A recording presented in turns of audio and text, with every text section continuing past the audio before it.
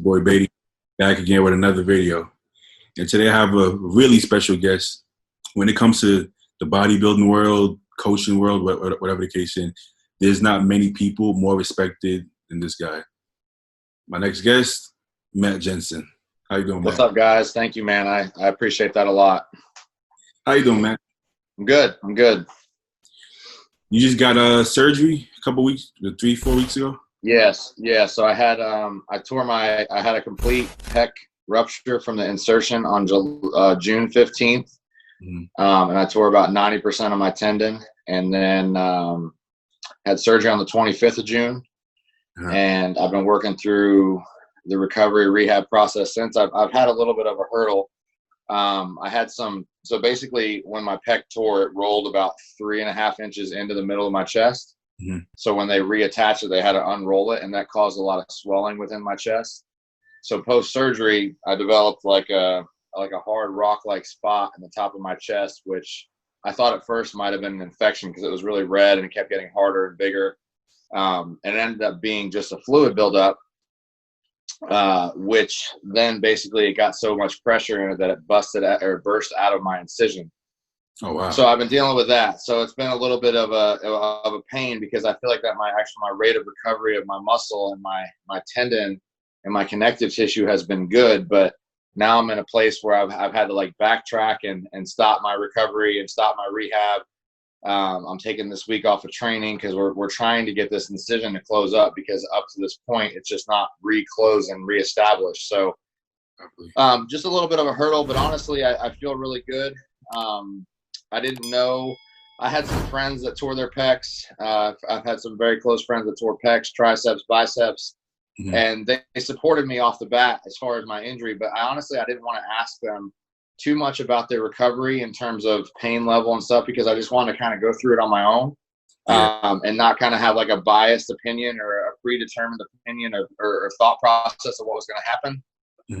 So that being said, I really did underestimate like the post-surgery period. The first 10 days was really, really hard. Can you still see me? Yeah, I can still see you. Okay. So anyway, the post-surgery period was really, really tough on me. I just did the combination of the pain medicine and anesthesia.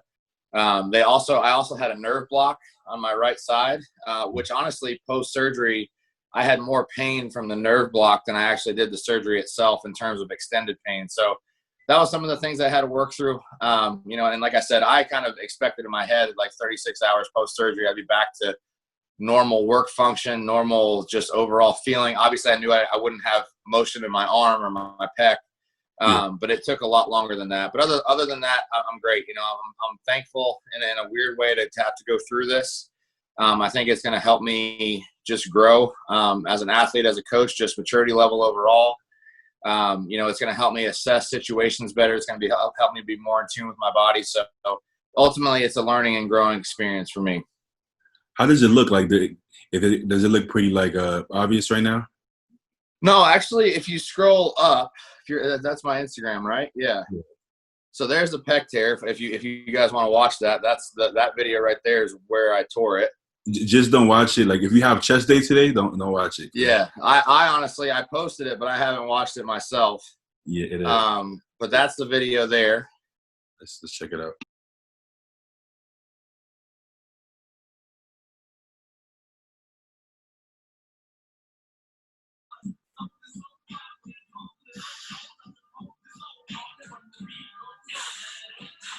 Right there, I felt something. Oh yeah, that's bad. Damn. So I've had a lot of people reach out to me and say, did you have anything going into it? So the training session before, I was doing a 75-degree incline press, and I felt this slight tweak in my shoulder. But then the rest of the session, I was fine. So just kind of out of precautionary, I started using some TB 500, BPC 157 at that point, but I was injecting it like in here.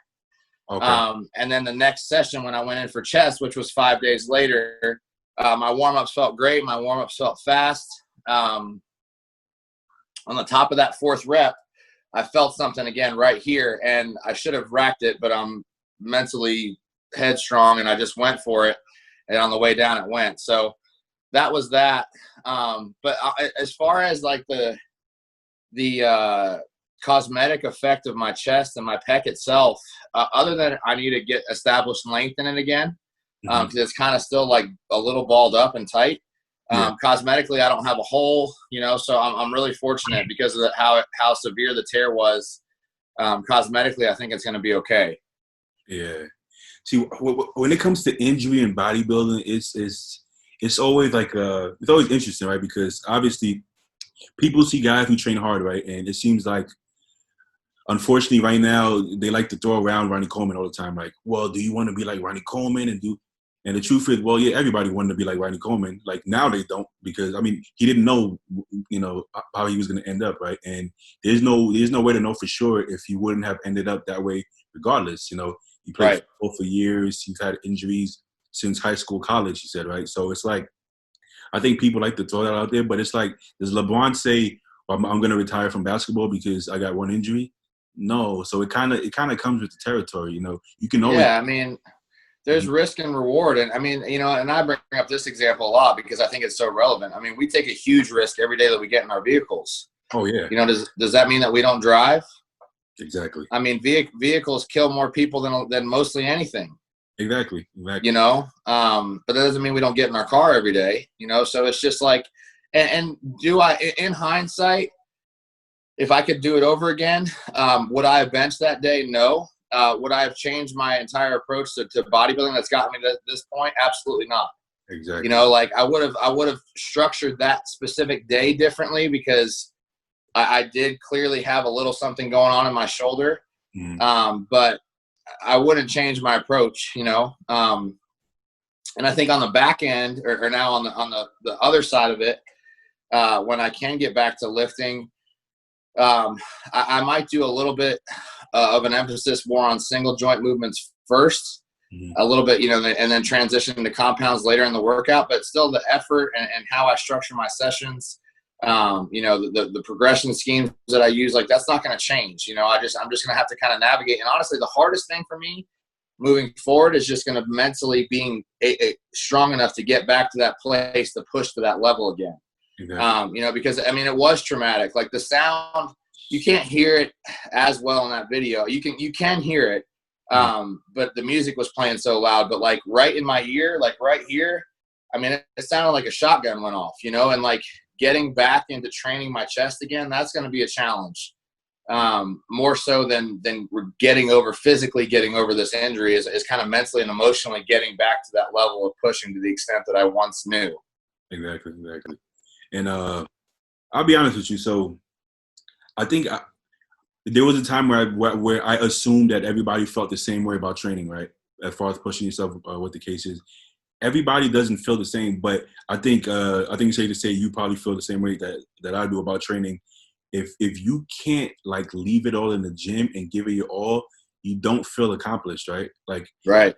I need these challenges. This is part of the reason why I enjoy bodybuilding. I need these challenges in the gym. If I just have to walk in the gym and just get a pump and leave, I wouldn't enjoy the sport the same way.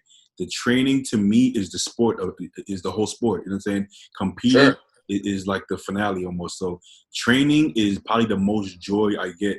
I do enjoy competing at this point. I do like having the pressure of bringing the physique, but training brings me a lot of joy. And part of it is making new goals and saying today I'm going to get 8 reps with 4 or 5 or whatever the case is. So I think it's hard to explain to some people, but that's probably the best part of of the sport to guys like us, training. Yeah, and did you grew up as an athlete, correct? Yeah, exactly. I think that's the thing. I noticed, especially from a coaching, when I'm coaching a former athlete versus when I'm coaching someone, and there's nothing wrong with this.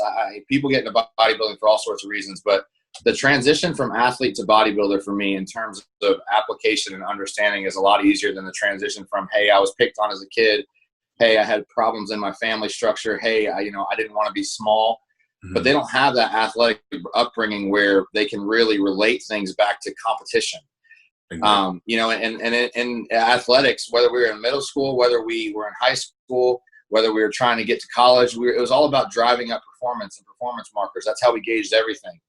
You know, so in bodybuilding, I think it should be a lot of the same thing, but in so many camps, it's not. It's not about performance markers. It's all about more so a feeling within the moment, you know, and not just like monitoring and tracking like where you're at in January, where you're at in March, where you're at in July, and making sure that's going up or what the trend is there, you know. So I fully agree, man. It's like that the transition of athletics is so much easier to coach in terms of bodybuilding because they truly get it, you know, and it's not like I'm seeking gratification off of Instagram, or I'm seeking gratification for a lack of something, or I'm trying to prove the haters wrong. Like the more success you get, the worse that's going to be, you know? So if that's your driving force, like it's never going to get better, and you're never going to accomplish the goal you set out to, because you're just going to keep getting more and more people that are against what you're trying to accomplish. Exactly. I get family, friends, even like guys at the gym. They'll be like, they'll see me in like competition. I have one of those physiques. It's almost, I look really good in shape. And when I'm not in shape, I don't necessarily look aesthetic. So a lot of people, they'll be like, hey, well, how come you don't just stay in that shape all year round? Like, you know, you look so much better. They don't understand. It's never been vanity for me. I'm literally just trying to get better. And I know for my physique, when I stay lean, I don't make a lot of improvements. I'm not saying I need to get fat all the time, but when I stay super lean, there was a couple seasons where I stayed super lean and I literally didn't change. My stage rate didn't move. So I'm not trying to look good just to look the same every time. So right.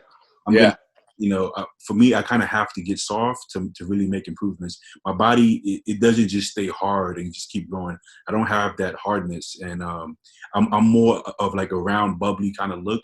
I don't get super veiny. I get lean, but I don't get super hard and grainy. So for me, I just look soft in off season. And honestly, I don't care. I don't need to have abs all the time. I'm not. I'm not a model. You know what I'm saying? So yeah. No, man. I mean, for sure. I mean, it's about what the end result is, you know, and how to get there. And honestly, I mean, let's be realistic about it. The harder you stay, realistically, you're putting your health at more of a risk due to what you're having to do to look that way, you know. I mean, and that's a big elephant in the room within the bodybuilding culture, is these guys that are staying super hard year round. I mean, obviously you have your genetic outliers, but then you also have guys that have their foot pedal to the gas on hardeners for a lot of the year too to attain that look. You're right. So since we're on that subject, I was going to save this for later, but since we're on the subject, how do you feel about the I'm sure you heard about the Greg Doucette going back and forth with Fouad about, you know, calorie deficit and staying lean and getting chubby off season. Obviously, there's different ways to do it. A bunch of people have done it in both ways, but how do you feel about that? Do you believe that? I think Greg kind of exaggerates. He obviously knows you have to.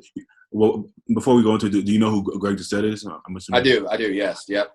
I think sometimes he exaggerates his points to make a point because, you know, I know some of his clients, and he does put them in a calorie surplus, but I think he likes to drive the idea home that you can build muscle in a deficit or in maintenance, which is true. We've all done it to a point, but I think most of us can agree it's not probably the best way. But anyway, what are your thoughts on like? So that's kind of an interesting question, and I actually when this whole COVID thing started, I obviously had somewhat of a drop off in clients, especially initially guys overseas, because they were hit first.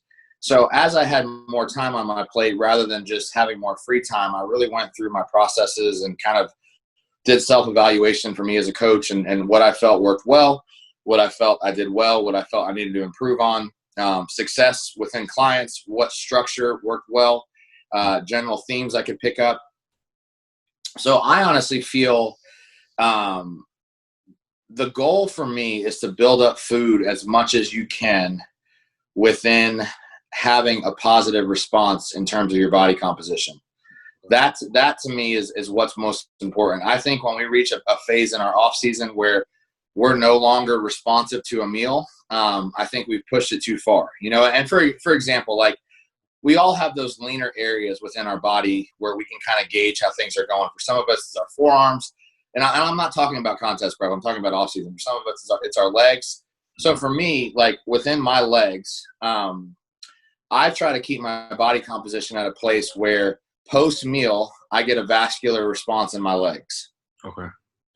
If I get to the point of my body fat being so high that I no longer have a vascular response in my legs, that's when I start to feel that I'm being desensitized to food and the ability to really partition nutrients well.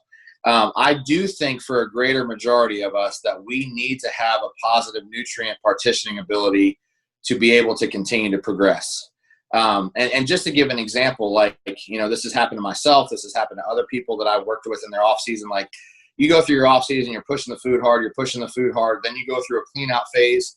You're continuing to push the food hard. During that clean out phase, your body composition starts to change. And then like you're all ramped up for this next cycle or this next phase of progress that you're going to make.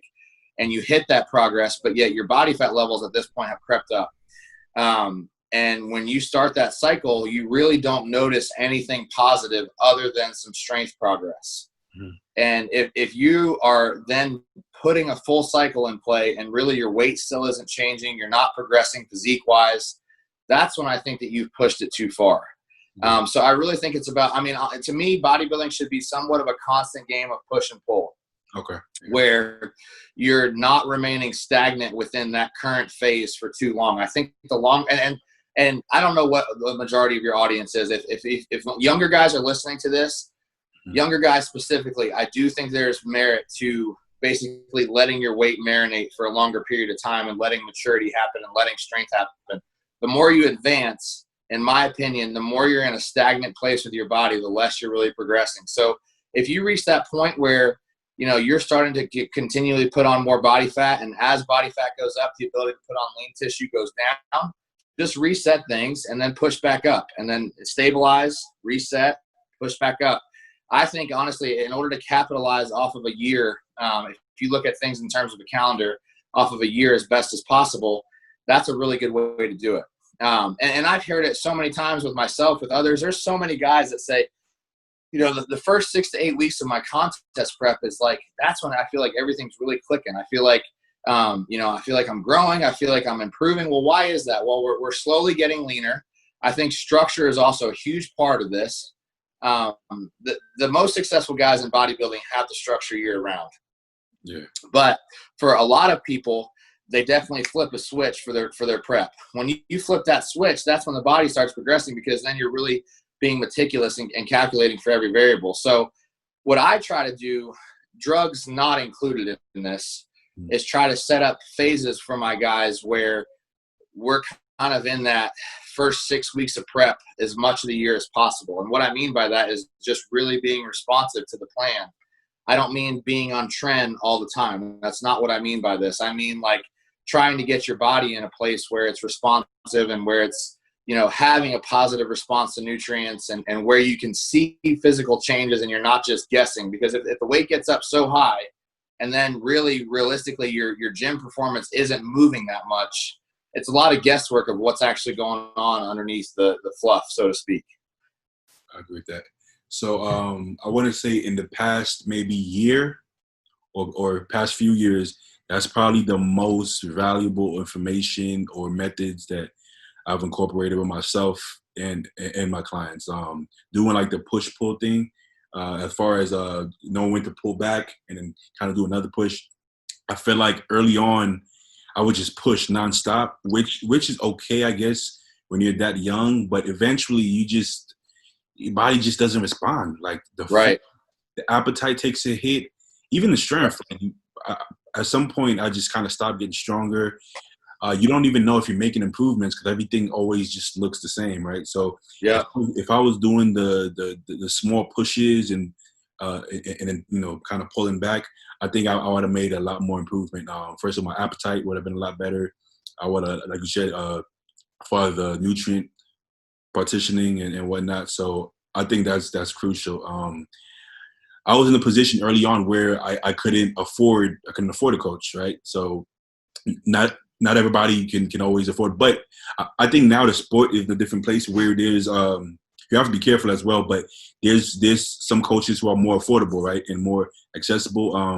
When I started, it was either like you was working with Chris Aceto, and Chad Nichols, or there was nobody, right? There wasn't kind of like the different tiers. I would consider you top tier You, Chris, George, and all those guys. Then you have another tier. You have Andrew Who's great. Exactly. You know, you have like different tiers, like guys that kind of work with amateurs and whatnot have different prices. So now I think no matter what position you are in financially, you could find a pretty decent coach. You know what I'm saying? For sure.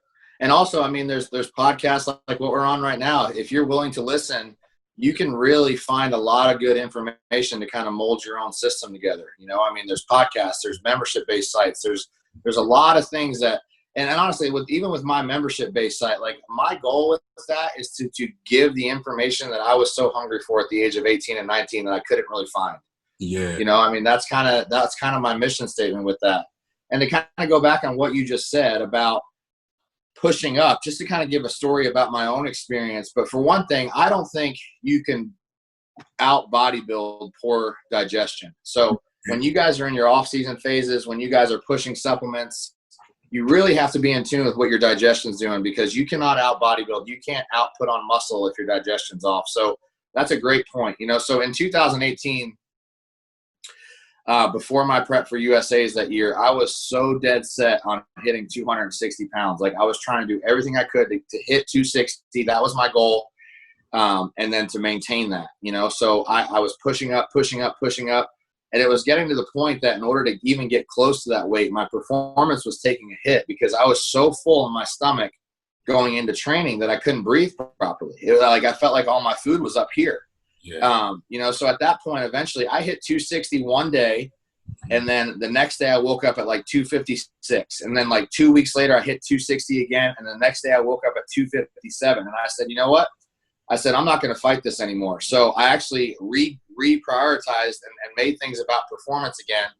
I actually got my weight back down to about 248, and I held that for the rest of the off season until I went into prep. So like, guys, if you guys can hear anything from me, from my injury to my off season, my last off season I'm talking about now, don't be so headstrong that you're not listening to your body's biofeedback, you know, because that's when things go wrong. That's when things happen. So that was a great point that you made.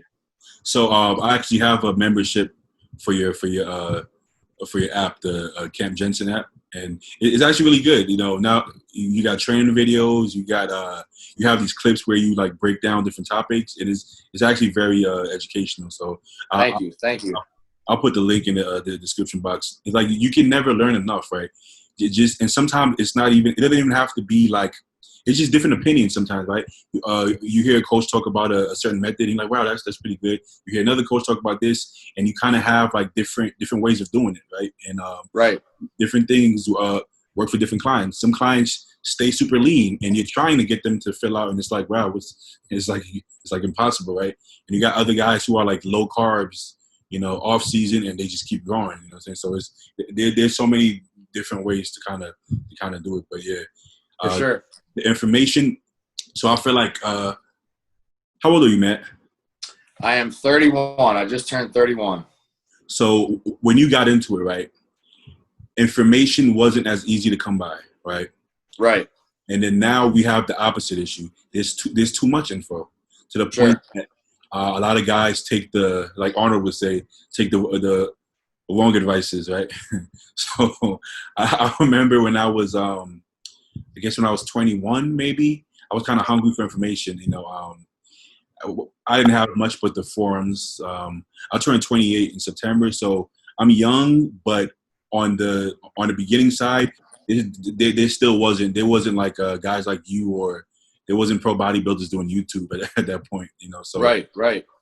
The best I can do was forums. You had like a couple of websites. You know, there was more fact based, you know, sources as far as what, like, you know, pros and amateurs and guys like that do. There was not information. And then you got to be careful because they can also be dangerous information, right? So I remember when Boston Lloyd put out his first video, and a lot of people are you know, messaging me, you know, check this out.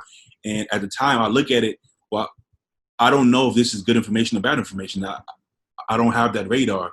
So then you kind of think, maybe this is good information, you know what I'm saying? And then I know a lot of guys started trying like higher doses and stuff like that, including myself. And what I found was it didn't do much for me. You know, I would get super watery, and then I would cut down, and I would lose everything I had. So we're at a point where there's so much information out there that there is bad information. I don't think a guy like that wants to put out bad information. I think he thinks in his mind he's doing the world justice. You know, he's changed a little bit now. I've spoken to him, and he doesn't have the same views because he's older and he learned, you know, I mean, we're all maturing. I mean, like, exactly. And I think, honestly, I want you to continue your thought process, but just really quick, like, I think there's beauty in kind of the ignorance is bliss as we're younger.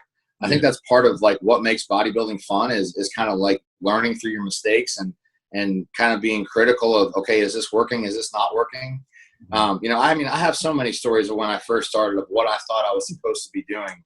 Yeah. And I think one of the biggest mistakes is like especially for us, we didn't have that much access to information back then. So what we did have is we had access to what we thought was going on at the top in terms of diets, in terms of training. Well, the reason why those guys at the top are doing that is because they've already accrued so much muscle and they need that specific training because they're an elite athlete, you know, whereas for a lot of the beginner guys, and I'm trying to relate things back to beginner and the younger generation, because I'm assuming that's what the viewing audience is here, is like, we need to establish a baseline. You know, like we can't eat like a top pro yet because we don't have top pro muscle. Yes. And top pro muscle starts by really honing in on the basics and the compound movements. Like you guys, if you guys are a younger audience, if you guys don't really have a mature physique, you don't need to be doing 25 sets of shoulders, you know, like try to get as strong on shoulder presses as you can and do them twice a week. And that's going to build your physique a lot more than doing 25 sets of shoulders, because you don't need, like, we don't need William Bonac detail with no muscle on us yet. We got to build the muscle first and then get the detail. And that detail comes through density, you know, but you got to build the density first. Exactly. So that was like, those are some of the biggest mistakes that I made, was like looking up to the guys that to this day I still respect and trying to replicate their plan. But I was a 150-pound kid, you know? So I was eating like them at 150 pounds, whereas they're 270 pounds, and I was just getting fat quick. But yet that was part of the fun of it, you know, is like just learning and building upon that knowledge base, and then realizing, being like, okay, maybe I don't need 2 mass shakes a day that are 1,500 calories a piece when I'm 150 pounds, you know, but that's the fun of it. So, even when it comes to training, right? So I remember we all watched Ronnie Coleman and like, okay, this is how you got to train, right? And I even went as far as doing like the kind of the partial reps. I'm like, this is the Ronnie reps, bro. So I'm doing these reps, and I'm like, this is how you get big delts. And it doesn't work. It doesn't work as well. It doesn't work as well when you don't have muscle. So it's funny because I have a client now. So he'd actually lost 100 pounds. When I started working with him, he was about 315. Now he's about 214. So I seen this guy at the gym putting in work for years, you know, and one time he approaches me, he wants to work with me, whatever. And I'm like, okay, so this whole time you've been overweight, you know, at 315, but I've always seen you at the gym, and now knowing you, how disciplined you are. A little noisy. You're good. And now knowing you and seeing how disciplined you are, it's hard to believe that, like, you weren't this structured before you met me. He was like, I was. I'm like, why were you so heavy? He was like, he would go and look up like bodybuilder diets, and he would see like some of these guys eating, like Ian Valier and some guy like that, eating, you know, 3 cups of rice and things like that. He was like, he literally would sit there and eat 3 cups of rice and 10 ounces of steak. I'm like, holy shit, no wonder he got so fat. You know, they like, he didn't know any better. He's like, okay, this guy get big, I have to eat like these guys. And this guy's discipline is like next level, bro. He hasn't had one cheat meal in maybe 5 months. I've told him you can have a cheat meal. He's like, no. If they're gonna help me, I'm like, I mean, mentally, but I mean, you don't have to. He's like, no, I don't need it. So he's so focused that he was able to actually do what most people can't do and actually eat 3 cups of rice and 10 ounces of meat and whatnot. And unfortunately, he just got fat because he just didn't have the muscle. You know? Right. And he was natural as well. So obviously his metabolism, everything is a little different. Sure. That kind of shows you why you can't just jump the gun and follow exactly what you see. You know what I'm saying? Yeah. Yeah. But I also wanted to cover, as far as, you know, there's like high protein guys, low protein guys, high fat, whatever the case is. Let's say in an off-season scenario, are you somebody who adds a bunch of fat, or you like to focus more on carbs, or does it kind of vary? I've always said I'm not a trend guy. I just try to find the best approach for the individual. If we're talking about guys, I would say more often than not, I try to establish a baseline of healthy fats. And again, let's not talk about the genetic outliers here, but a baseline of healthy fats, I would say for off season for most guys is anywhere from 50 to 80 grams of fat. And then from there, as long as the body composition is there, I try to push the carbs up high. Okay. Now, once the carbs get up really high, I'm talking 100 to 120 grams of carbs for most meals. Then due to blood sugar and monitoring blood sugar, then I start to push the fats up. Like if I really know that calorically they can just handle it, then I'll start to push the fats up. So initially I create a baseline of fats, healthy fats, for, just hormone regularity, stability, bowel movements, all those types of things that function off of fats, brain function. And then once that's in place, then I really try to drive up the carbs. And then once the carbs are really high, and if they're not getting fat, then I slowly start to titrate the fats up along with it, just simply to kind of progressively overload their food as I would their training. So that way the next time we diet down, I have more variables to pull from. That makes sense. Makes perfect sense. Okay. And since you mentioned training, I forgot to cover this earlier when we kind of talked about the training style. But as far as the training style, would you recommend that way of training for everybody, or would it be different if you're working with like older guys with injuries, whatnot? And also, how strong or how much weight is too much weight, right? So we all have lifts that we're stronger at, that we're weaker at. I'm at a point right now that, like I said, I come from an athletic background, so my squats, deadlifting like that are pretty strong. And I'm at a point where I can squat 7 plates for reps, right?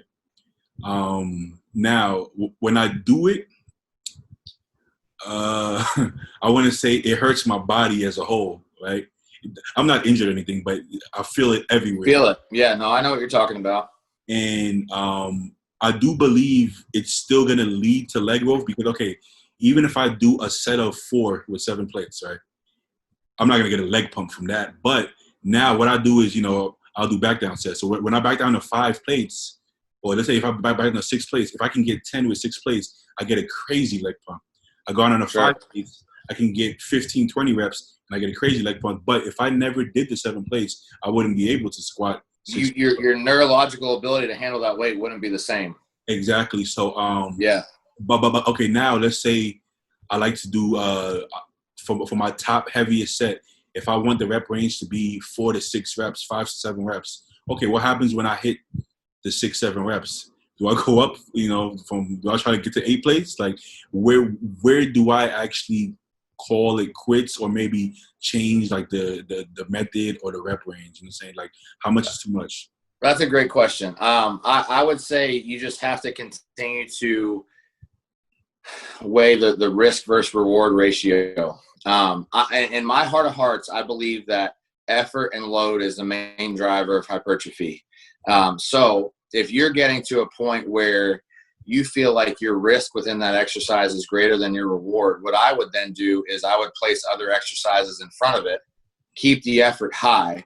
But realistically speaking, by the time that you get to that squat variation, due to the effort that you've already put into that session, your loads aren't going to be as high, but yet you're still creating equal effort within that movement. Mm-hmm. And if we're talking about yourself in a non-injured environment, that's what I would do. Now, honestly, man, if you feel like you're somebody that's born to squat and you get a lot out of it, I would push it. I really would. I love the squats, man. I love it. I think there's something to be said that doing something that a majority of people on earth can't do, and that to me is a driver. Now, I'm not saying I accomplished that, but like, that's still a driving force to me. If you could eventually get up to 8 plates for 4, I mean, how many people are doing that, Nice, yeah. But yeah, I think there's a lot to be said there. So again, know the risk versus reward. Know how much tension you're putting on your muscle versus on your joints. Know how much pain your joints are in after that workout. If your joints feel great, again, I use Tom Platz because, like, to me, he's like the golden standard. But like, if you watch Tom Platt squat, that guy was created to squat, you know, so like, why not push it? If you watch somebody else squat and it's kind of cringeworthy, then I would kind of reprioritize that squat, or maybe get rid of the squat altogether and go to a hack squat where you're forced in a motion, in a movement pattern that's more suitable for progress. Yeah.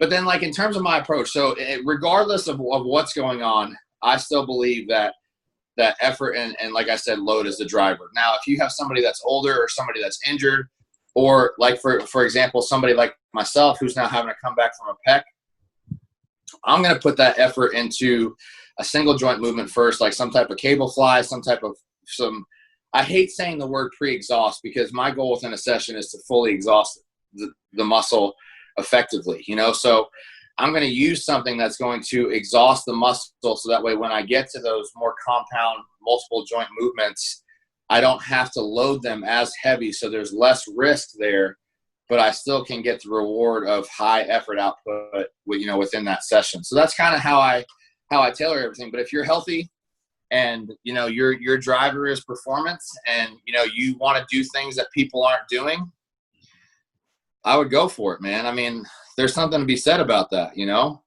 Exactly.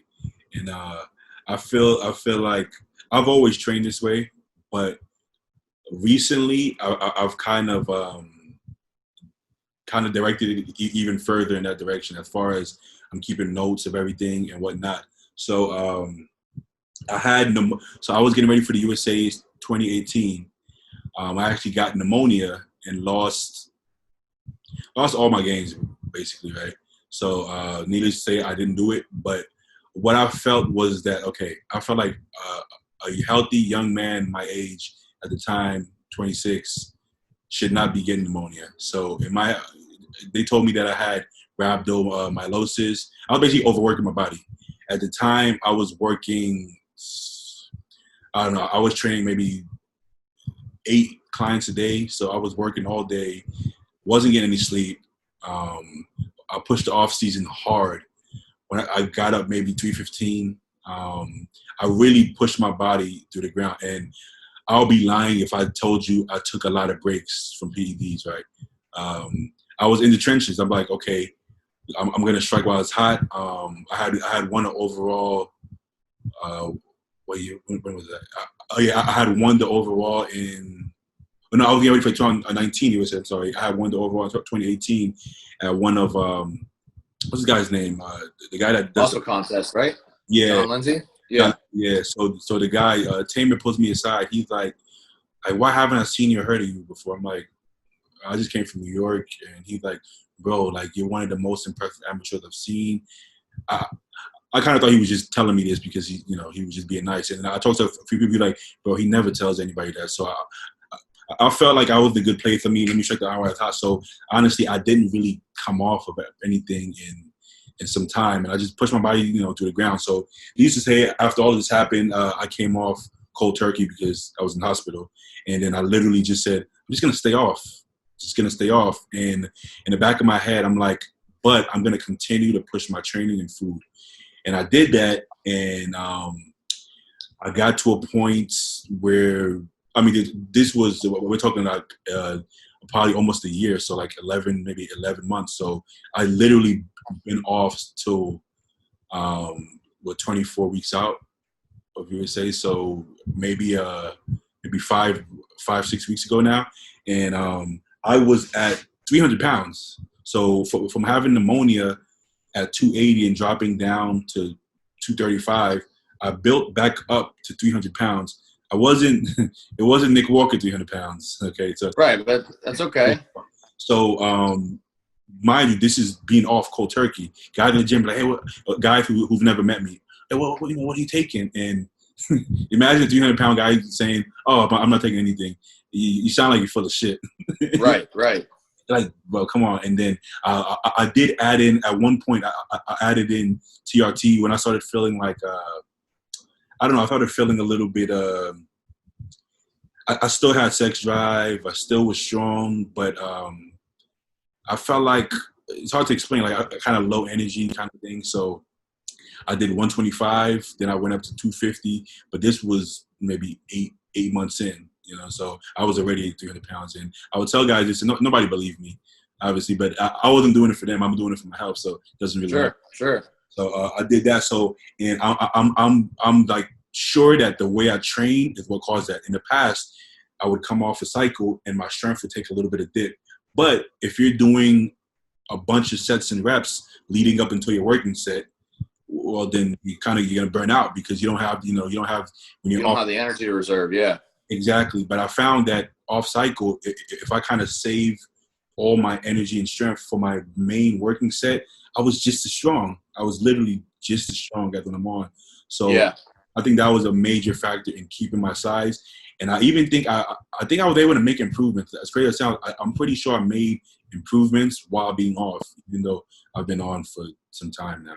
So That's awesome, man. I mean, that's like one of the main principles in my training is what you just said, like keeping energy reserve for your top sets. And I think that's where so many guys go wrong, is that they're in the gym just to exhaust themselves and not to progress themselves. Yeah. And whether they know it or not, I mean, and again, I mean, it could go back to, that Flex magazine muscular development culture where, 4 sets of 15 on everything, but what are you really accomplishing there? So I that's an awesome story that you have, because it just shows like, and I made a post this morning on my Instagram, actually, pretty much about the same thing. One of my guys, he's been in an off phase right now, and he said, to be honest with you, Matt, he said, I've only been able to train 3 days a week because of work, but I feel like I'm making progress. And I said, dude, I said, we need to listen to that. I said, so when we go back on, don't ramp up your training volume and don't ramp up your frequency. If you're making progress now on 3 days a week, like, let's ride that out as long as we can. Because to me, building muscle is so important, the recovery aspect of that. And that's what people, due to their mental instability or their mental, drive to just be in the gym, they don't allow that to happen because they have to train, whether it's for vanity or whether it's for a mental outlet or whatever it is. But like, really, like, if your ultimate goal is to make as much progress as possible, you have to rest. There's no way around it.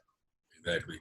And also for guys who've had like a gym or a place to train during these with the whole pandemic going on, I feel like a lot of people have made, my clients included, have made some of the best gains of their life just from not being as busy and being able to kind of get their meals in and cook their meals fresh. Some guys like me, I've been cooking all my meals fresh. I've never done that before. And it allows me to, first of all, enjoy my meals better. And Sure. just not being in a rush all the time and kind of fast paced. So I think, and a lot of people are getting a lot more rest as well. So I think this, I've heard a lot of people say that this like competition year is going to be like trash because nobody can train. I'm like, no, I think everybody is training. Anybody who competes is training and training hard. Like, Yeah. I know many guys that haven't been trained. Like, you're gonna find a way. Trust me. Like, Yeah. People are finding ways. Right. And also, I think there's benefit in a simplified approach. I think people are finding ways, but maybe it's just with a barbell, and they're having to use a barbell as many ways as they can, and it's kind of like they're relearning training all over again. Exactly. So it could benefit people. Since we're on the subject, first of all, how have you been during the pandemic? Like, I know you have your part owner in Revive. I think you're part owner in a new company as well now. Raw Nutrition. Yeah. Is business taking a hit as far as coaching? Is it business as usual? Are you doing better or doing worse? Yeah. So initially, in terms of, I'll talk about my different kind of cultures, but initially, coaching wise, it did take a hit. I noticed that mainly in the month of April, that was my biggest loss. I dropped about 45% of my monthly income that month. And then it was about another, I would say, 15% drop off in May. And then since then, it's been a steady increase. June, July, it's been a steady increase. So that's been good. And honestly, within my coaching, I don't ever want to leave somebody with the wrong impression or do the best that I can. So anybody that came to me with a problem, I said, yeah, man, no problem, no issue. Just do what you need to do, provide for your family, save your money, keep your finances intact, and come back to me if you can, kind of thing. So that was coaching wise. And also because of that, I did, again, like I said, I kind of did an inventory of my life and what I needed to improve upon. I did hire a business manager for my coaching. And then also I've hired other coaches to now kind of expand my reach within coaching to create a bigger coaching platform. Because for one reason, I don't want to coach until I'm 60 years old. I want to leave an impact. I want to leave, a legacy within my athletes of, just how they were treated, the progress that they made. But I also I think it's important to me. And when I say this, don't take it wrong for those of you listening that I'm comparing myself to the greats in football. But I have so much respect for Nick Saban because he's basically infiltrated his coaching philosophy within so much of college football and the NFL. Same thing with Bill Belichick, and when I leave, I want to know that people can kind of carry on my thought processes for those that are interested in doing so. Yeah. So I've hired coaches that I want to help coach up, and I've also hired coaches that I'm very confident in their ability to coach and their ability to lead people. So I did that within my own coaching, so I'm excited about that. As far as Revive, we honestly, very, very thankfully, we've done very well. We had our worst month during this whole thing was a 6.5% drop-off, and that was only for 1 month, and then every other month since then we've increased our rate kind of in a linear manner. So that's been really good. Raw, we are actually launching this weekend. And we did hold off, we held off and we kind of just slowed down our aggressive approach because we wanted people to be in a place where they felt more comfortable with, obviously their expenditures and where their money was going. So we didn't rush the process because we initially were going to launch in June, and then we kind of just held off, and now we're really confident where we're at in August. So that is going to be taken off this week. But I honestly feel in my heart of hearts, through this whole thing, it's the people that are driven and the people that, the find a way type people, they're just going to further elevate and kind of separate themselves from the pack during this whole thing. And that was one of the things that was really important to me is that I wasn't a victim of this, and I did whatever I could. I mean, I've honestly worked longer hours since the pandemic, and it wasn't that I worked specifically with income coming in, but I worked to find ways to increase my income, to increase my quality, and that's been important to me. Good.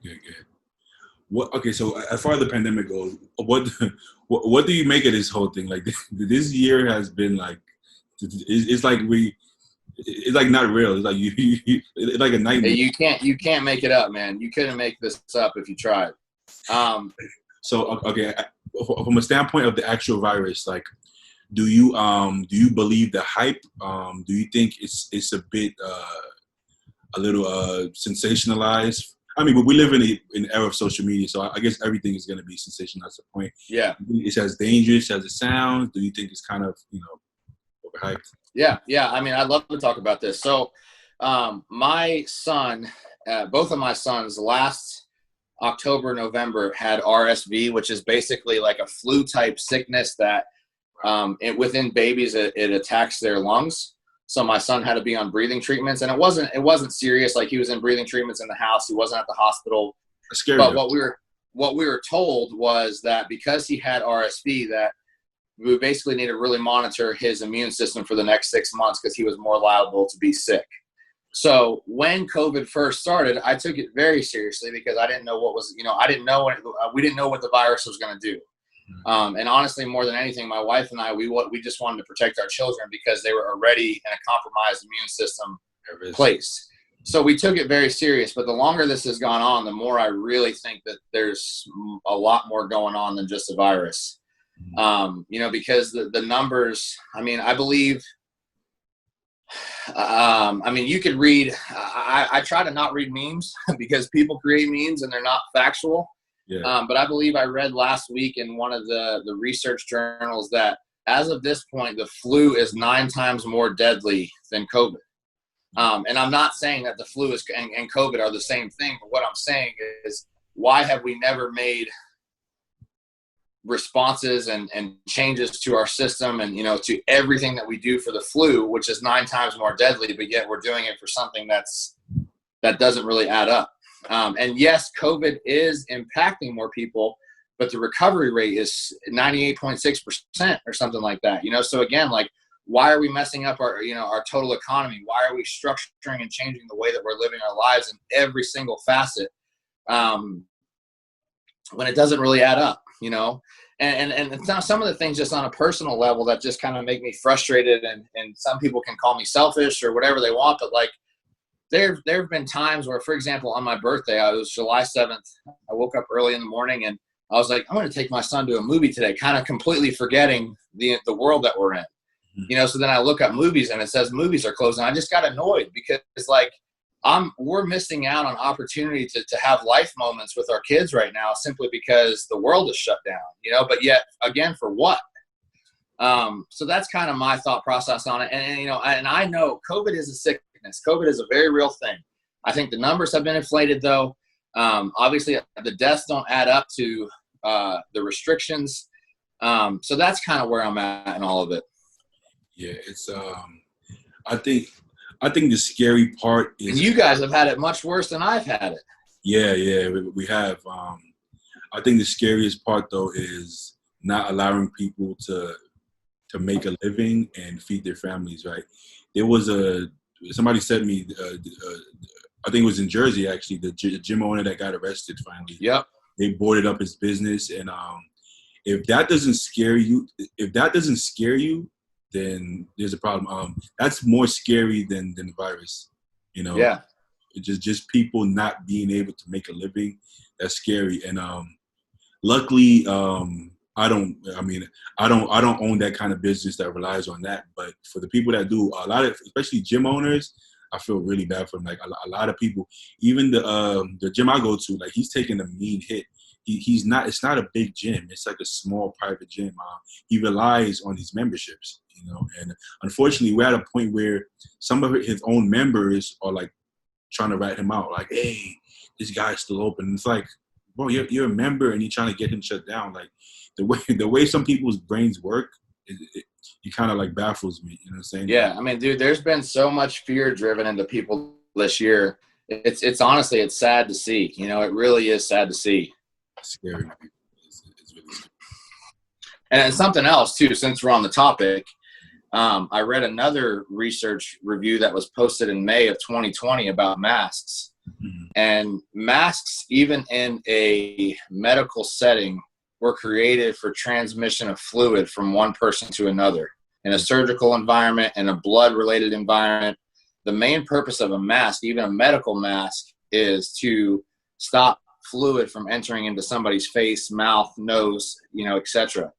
It's not to stop spreading air, so it just, and then on top of that, everybody's not even wearing medical masks to begin with, which doesn't stop it to begin with. But this cloth business, doing this, it's doing nothing other than, again, creating fear, Again, like my family is a big deal to me, and seeing my son when we go out in public, like looking around at like all these people with masks on, like he has a different look to his face because it's scary, for a little kid, it's scary. It's just weird times, man. My mom is a nurse at a nursing home, right? And they get these packs of the masks, and on the packaging it says does not prevent COVID. So it's like, right. It's like a fact, right? At this point, and yeah. But yet, we have to wear these things, and also like in the past, there's always been viruses. There's always been diseases, and it's kind of at your own discretion. Like if you have like young kids who are prone, you stay to yourself. You're not necessarily being forced to, but you just choose. Right. That means you stay home. Right. But when you're allowed to go to Walmart and Costco and Target, but then you can't work to provide for your family, then it kind of becomes a little weird, For sure, man. I don't know, but yeah, like you said, there has to be some kind of agenda. A lot of people believe this is all for the election.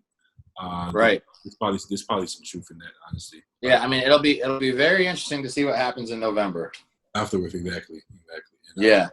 that being said, do you think? Well, I guess now, let's see how Tampa goes. But do you think there's gonna be Mr. Otis here, and do you think it's gonna be able to be successful? I know they're gonna change it. Everybody's saying they're gonna do like pay-per-view, which is obviously smart. But do you think it's gonna happen? And how are these people gonna get here? Like most of the lineup is not. They're not from the States, right? So Yeah. how does Bonak get here? How does Rolly get here? Like, I don't know. I think obviously I am very much invested, and this is the industry that provides me money, you know. So when I say things, I want to say them cautiously and carefully. mm-hmm. I think one of the biggest struggles for me initially as a fan of sports is like I always kind of relate things back to professional sports. And to me, like, I think something that's so big a part of the Super Bowl is when it's held. Like, beyond a shadow of a doubt, the Super Bowl is going to be the first week of February, no matter what. Yeah. And then kind of relating that to the Olympia, like my whole life of being a bodybuilder, the Olympia is in September. You plan for the September, like that's what the whole season and structure is around. So I think there's just some weird, it just feels a little weird that it's in December for one. That being said, I hope it happens. I hope for the people that have been preparing for it. I mean, for my own athletes, for the other athletes, for just the sport in itself, I think it would be good for it to happen. But I also think it needs to be fair across the board.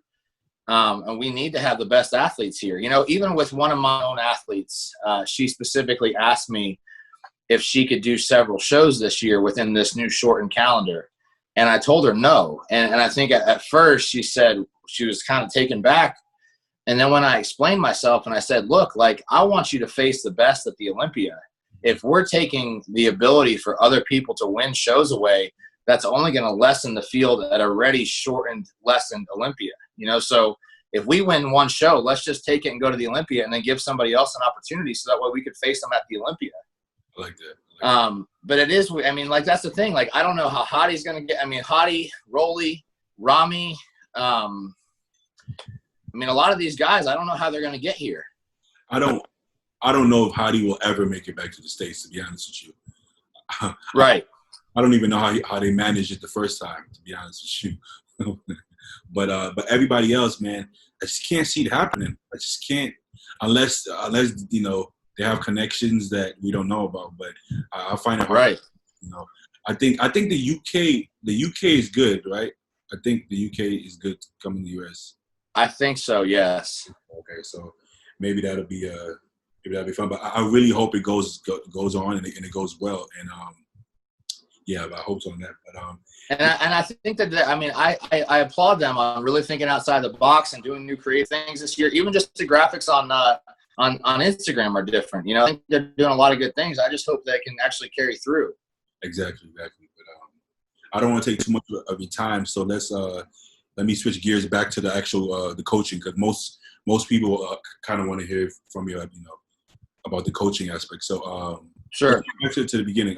How did you get your start in coaching? A lot of people are interested in that kind of stuff.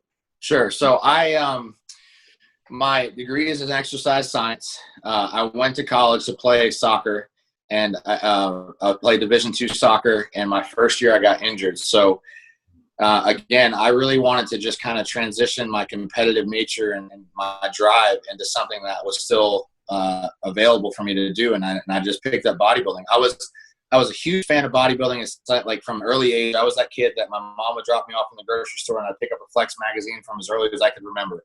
Yeah. And I was always attracted to muscle and how to gain it and how to be a better athlete. And, so that was always a part of what I did. And then even, in high school, my driving force was getting a college scholarship. But in the off seasons and on my off days from training and from practice, I still would lift like a bodybuilder. And I have one of my best friends still to this day. He really helped me with kind of forming my thought process and philosophy for bodybuilding. We actually trained in 8th grade. We used the Titan method, which was Leah Costa's training program, which now Scott Stevenson has kind of remade. But it was so sound. It was such a sound training program, and it was way above my level at the time. But that was my start. And then, like I said, I got injured in college. What'd you say? You said Titan training method? The Titan training method by Leo Costa. Yep. I never heard of that. I never heard that one. So basically what it is you pair days 1 and 2, you pair upper body with lower rep sets, and then your upper body or your lower body or whatever, vice versa, is higher rep sets. And then the days you train 4 days a week, and then Thursday and Friday you do what's called muscle rounds. Thursday is upper body muscle rounds, Friday is lower body muscle rounds, and muscle rounds are 6 sets of 4 at a specific weight with 15-second breaks. Oh, wow. They're extremely hard. So anyway, I was nowhere near the level of advancement to even begin to be able to complete this program correctly, but I understood a lot through it, and it buried me every session. I didn't have the strength or the endurance to complete them, but I loved it. So anyway, and then in college, I was going to school for exercise science. I did my first show in 2010.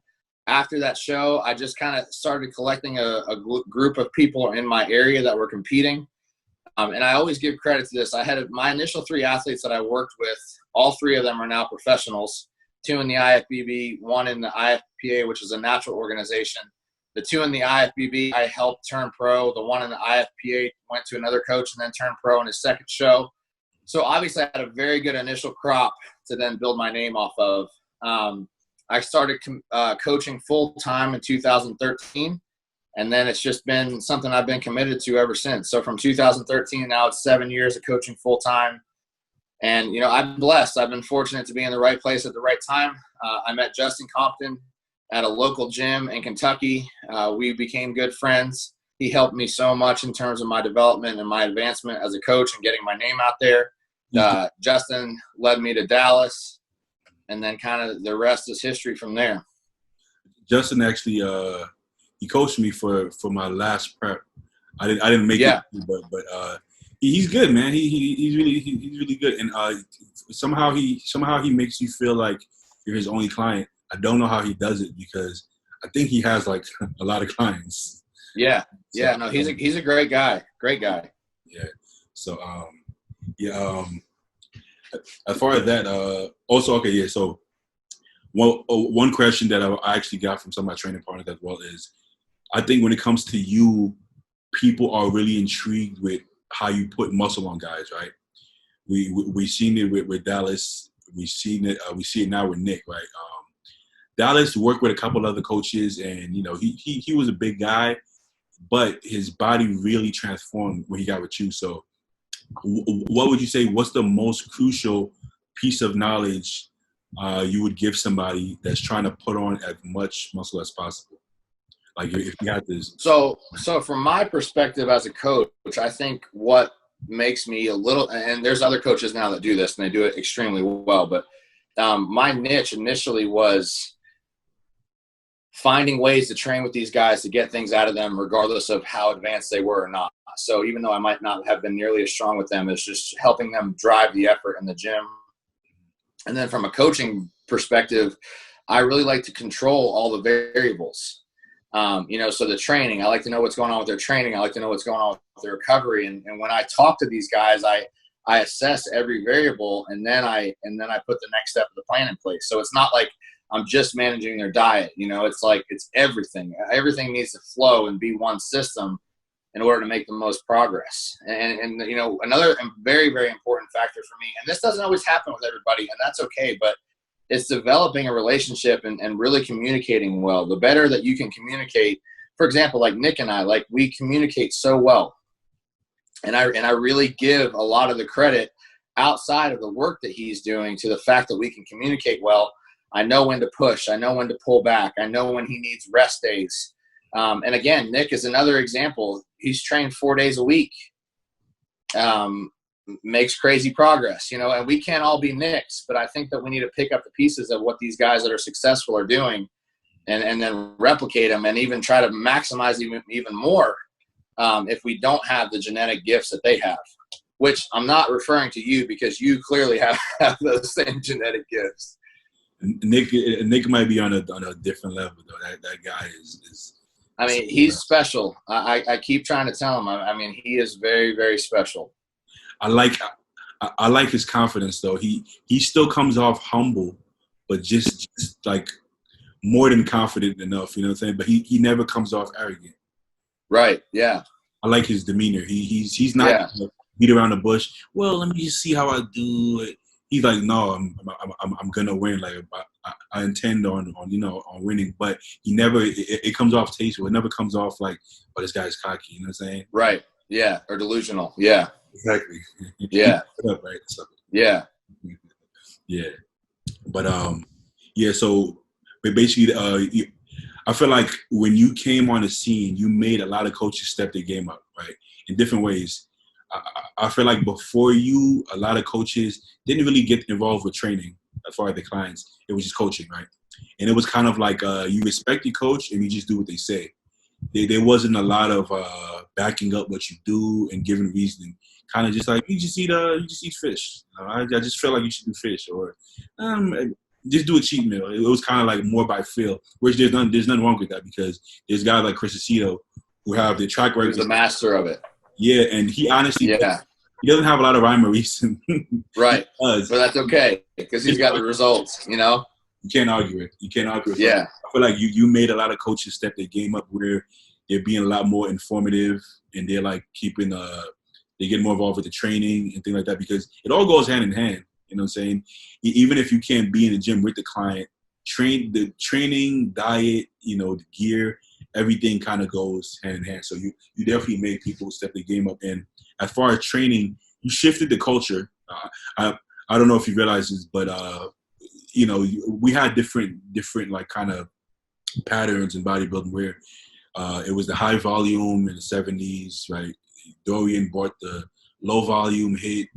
And then Ronnie bought the push-pull legs kind of thing, made it popular. Jay kind of bought the volume. I guess Phil kind of bought the hammer strength machines, I guess. And then after that, it was kind of like a free-for-all. It was just guys doing these weird angles. And I live in LA, right? So I go to Gold's Venice and whatnot. And I love Charles Glass. Like, he's a real dope guy. He's a legend. Psycho Fitness as well. I think he's a cool guy, but there's no way I'm gonna say you take an 18-year-old guy who wants to become a bodybuilder and have him do a bunch of angles on the bench and he's gonna put on a significant amount of muscle. Tissue, yeah. I don't believe that's the way to go. I think a lot of that is marketing as well, which is fine because you do have to market yourself. But a lot of this, I mean, if you come to LA and see a lot of this training, bro, you'll kind of, I'm like an alien out here. It's like, well, what the hell is going on? Some people, they don't even know what to make of it. They're like, bro, are you gonna lift that? And they're just looking at me, and I'm like, I mean, yeah, I intend to lift it. Yeah, yeah. They're like kind of just like, wow. What? Back home in New York, nobody. Like, I was training at the same gym as Larry. Like, Larry, he was like 17 squatting 8 plates, so I wasn't like the center of attention. You know what I'm saying? Like, it's just right. And guys just did that. You got guy Joseph Tamburello, he out there in Jersey, and he'll bench. He's like half my size. He'll bench 5 plates for reps. It's like it's just a thing, So out here, like all these angles and stuff, I feel like you changed the culture where people are now trying to like get strong, get big and strong, right? And with Nick is also pushing that forward. You had guys like Luke. Luke doing that. Yeah, man. I mean, I just think like I'm passionate about it. And obviously there's been we could talk about Dorian. We could talk about Dante Trudell. I mean, there's been a lot of guys that, even Ronnie, like, I think Ronnie's volume was unmatched, but yet his principles were dead on. I mean, he was pushing the loads heavy, Mm-hmm. And I'm not going to take credit for that. I think it's just when you're passionate about something and it comes out of you, you can really create a culture with that, and I tried to, when I coach and I got some good advice early on, I was encouraged that I needed to create a niche. And I never wanted to create a niche off of something that I didn't believe in or something, and hard work's hard. Hard work's sexy. Hard work doesn't sell. But it's something that I can stand behind, and then something else that you mentioned about me kind of early on, for you young coaches out there, if I could recommend anything to you guys, it would be to really invest in your business early on and not make it about the money. And one thing that I did is I traveled a ton. I traveled to local shows all over the U.S. I traveled to junior national events. I traveled to national events, a lot of times on my own dime, but I created those relationships. And that's how I built my name, and it wasn't about my financial success. It was about really establishing myself in terms of track record, in terms of, results. And then the financial success eventually will come from that, but money wasn't my driving force. And to this day, it still isn't my driving force, because if that's your driving force, you're going to lose your niche quick. I agree with that. To shift gears, right? The part, this is what, like, I would say my demographic is probably, I don't know, 18 to 25 is probably the biggest demographic. And that's the age range in bodybuilding where people, like, guys are enamored by PEDs, right? It's like a thing, like, ooh, this is juicy. Let me check this out. So when it comes to PEDs, right, I think the first thing most people, I guess, in and out the sport, most younger guys who haven't actually, tried it themselves. I told you the whole Boston Lloyd thing. I tried the high doses, right? So I know that's not how it goes. But a lot of guys, they'll look at Dallas or they'll look at Nick and they're like, what is he doing? Like, it must be the gear, right? You know what I'm saying? So as far as gear, what do you think about the climate as far as people automatically assuming that you have to be taking loads of stuff? And is there a point of diminishing returns? Like, can you take too much? Is more better? You know what I'm saying? When it comes to people. Yep, those are both great questions. I did a full podcast on PEDs. I did 2 of them the last few weeks. On the channel or? No, on it's called the Half Natty podcast. Okay. But what I brought up in that is, Nick is accused of all sorts of things. I see it in the comments. But honestly, guys, like, and I'm saying this with a grain of salt, like, go ahead and try it. Go ahead and try what you think he's taking, exactly. And let me know if you look like Nick. Tell me, because there's so much more to it than what he's using. And that's like, it doesn't matter what I do. I will never look like him. It doesn't matter how high my dosages are. I will never look like him. So don't point the finger and think that that's it, because that's not it. It's everything else that he does combined with his genetics ability, combined with his response. That's what it is.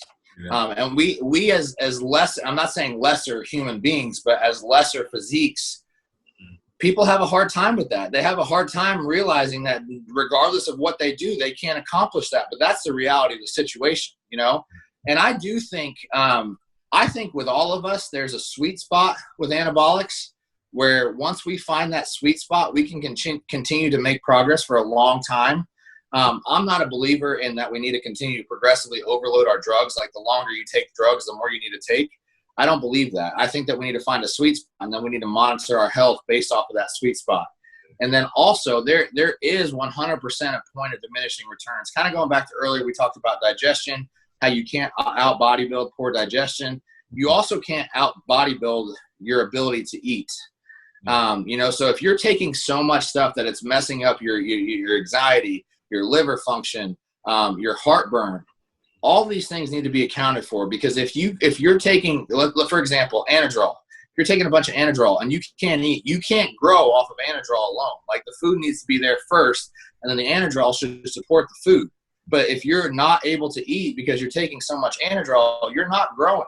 You're just not, Or if your blood pressure is so high that you can't even really function throughout the day, not only are you impacting your kidneys, but again, your body environment is fighting so hard to ward off something. We only have so much energy within our body within a day, and that's, again, kind of going back to my injury and kind of going back to this incision. The reason why I'm resting right now is to allow this incision to heal, because if I'm causing inflammation in other parts of my body, it's going to take away from energy that could be focused on this. Yeah. And it's the same thing with, with bodybuilding and with anabolics and all of it. Like, it all has to synergistically work together. And if one thing is outweighing everything else and you're causing more havoc in your body than help, then you're going to stop progressing. Yeah. So kind of with the younger generation guys, like seriously, like if you could take anything away from this, try to get the most off of the least. But within that, you have to control and be perfect within every other variable. If you're not perfect with any other variable, the anabolics are not going to do what you think they're going to do. And but I feel like the funny part is that usually it's the last guy in the pack taking the most stuff, right? And it's the gym guys, man. Here's the It's thing. the gym guys on YouTube accusing Nick of taking massive dosages are the ones that are taking more than Nick. Exactly. And like you said, try it out, right? But the funny part is, let's take the random guy who takes a bunch of gear, right? And he's like, yeah, this is what the pros do. And I'm like, well, you're doing it. How come you don't like a pro? Well, I don't have the genetics. Well, so you just answered your own question. So 100% is that it is the genetics, right? It's not the drugs. No, it's both. Well, so why don't you look like that? No, it's your genetic. I'm like, oh, you can't win. It's like, which one is it? And then you have the guy that looks the part, says, well, I just take this. And they kind of like, well, no, he's lying. But this skinny guy, is telling the truth. And it's like, what? Yeah, exactly. And the reality of the situation is the higher you get, 9 times out of 10, the less these guys are taking because their response is just that much better. Exactly. I mean, I had one of my 212 guys last year. By the end of his prep last year, I literally had to keep pulling him off of stuff and pulling him off of stuff and pulling him off of stuff just to make weight. Because he was literally responding to everything like 10 times what I've ever seen before. So there's a lot more that goes into this than what you guys are taking. And as long as you continue to believe that, you're going to be shooting yourself in the foot. Right, exactly. Did you hear the debate that I guess they've been having this debate for years in that body? Dave and Milos, and Milos is like the pre and post insulin. He's like a big believer in the pre-workout insulin, and Dave is kind of like, no, it's pointless. I've had coaches that believe in both, and what's your opinion on it? Do you feel like there's any benefit in pre-workout insulin with the with a carb meal or the shake or whatnot?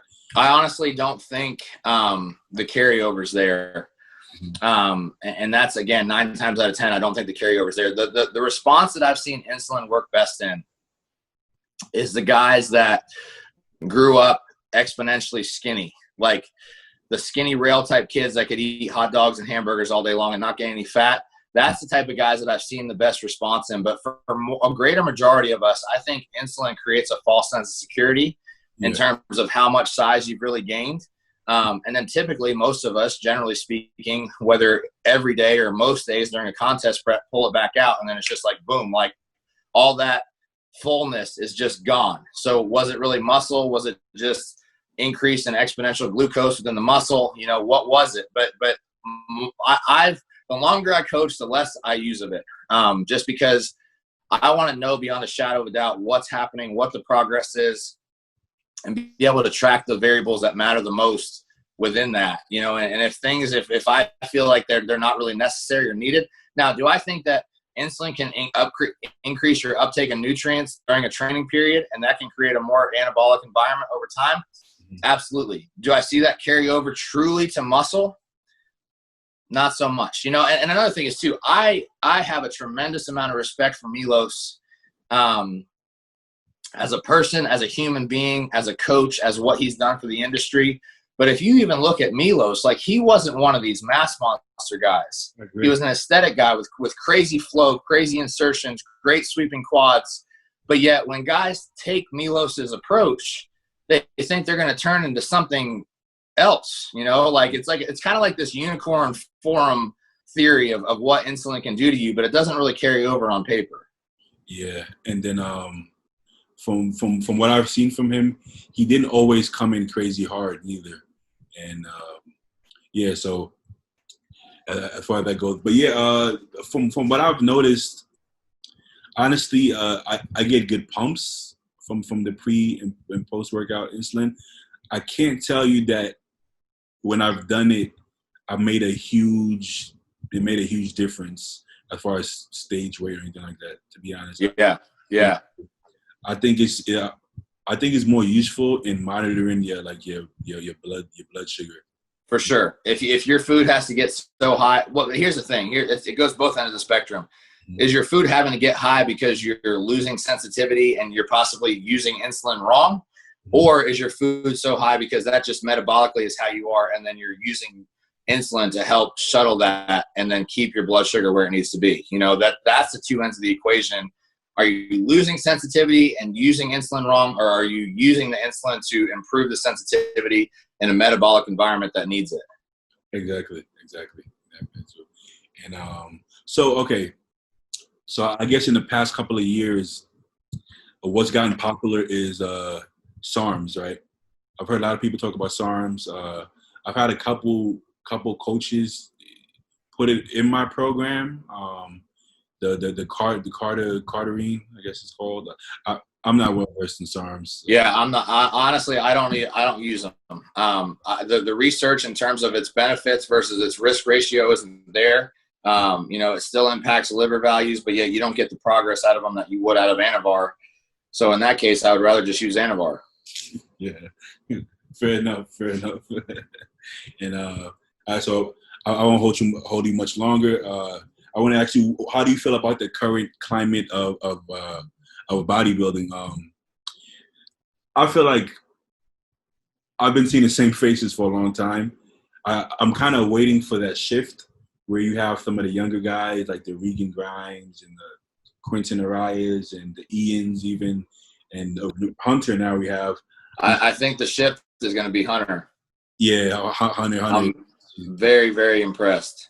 Yeah, same here. But I'm kind of waiting for that shift to happen, to start seeing some of the newer names. It's like it's kind of been the same guys for some time now. We've lost some guys, but I don't see the big shift, and I kind of been waiting around for it. I want to see some of that young blood. We've honestly, it's like we've skipped a whole entire generation of bodybuilders. It's sad. I mean, and giving credit to where it's due. I mean, Dexter's still at the top.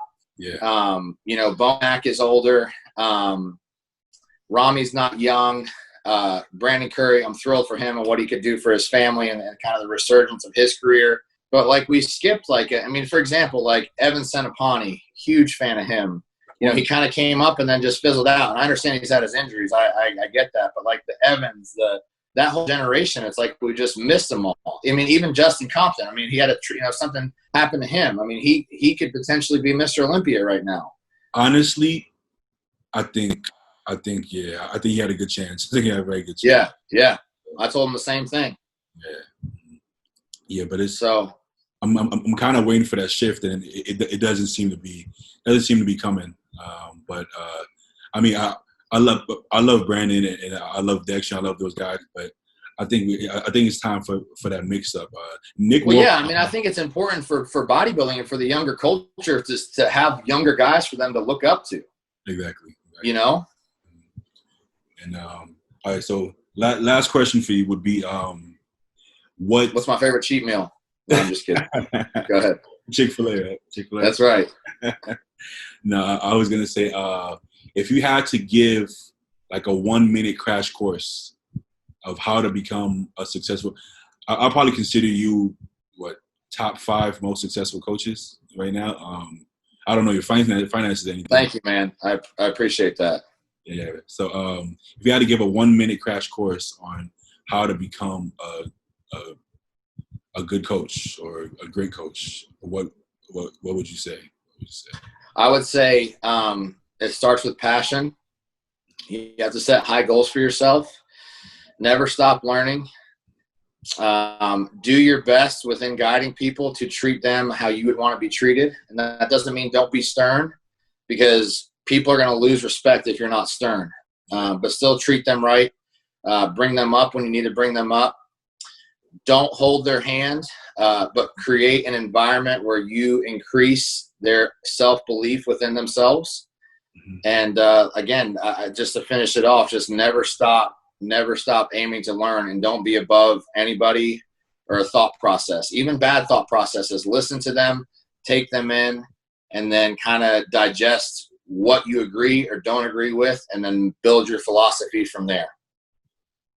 Fair enough. Are you taking on any more clients, or are you probably? Sure. I'm always open to. I mean, it's kind of it's the nature of the business. People leave and come and go, so it's like I'm kind of always open.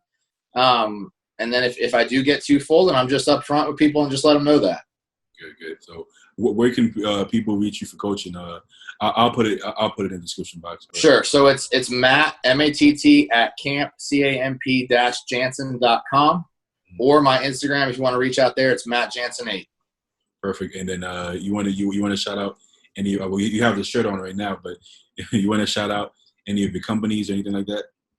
We're good. I mean, people know it, and if not, that's okay. I mean, honestly, especially with Revive, it's just more so just creating an environment to make people more aware about their health.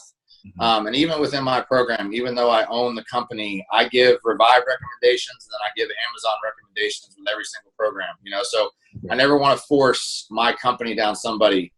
If somebody wants to support me, that's great. If somebody wants to support somebody else, or financially it makes more sense to do so, I just care about people being healthy within what our goals are and what we're trying to accomplish.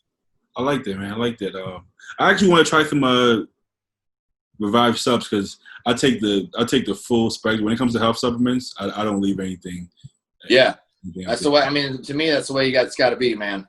Yeah, I take it all when it comes to that. Like, does I feel like some people say, well, this works better than that, or this. I'll take them all. Yeah, I just take it. I do the same thing. I take it as insurance. Yeah. That's how I view it. And my blood work always comes out good, so I don't change anything. It hurt. All right, Matt.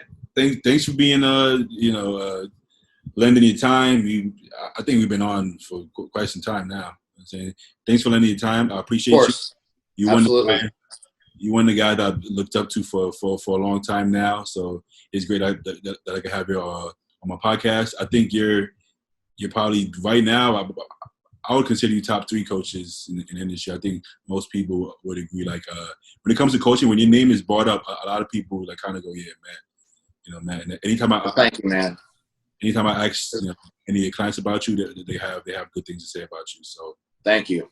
Yeah, man. So as long as I'm making an impact, that's what matters to me. You are, man. All right, Matt. So I'll be in touch with you. So I actually want to talk about working together. Okay. Yeah. Which, I look kind of shitty right now, so I don't like sending pictures. That's all right. I'll be in touch with you. I'm cleaning things up, and it's gonna see where it goes from there. But I appreciate you, man. Of course, man. Anytime. Just reach out for anything you need. All right. Thank you, man. All right.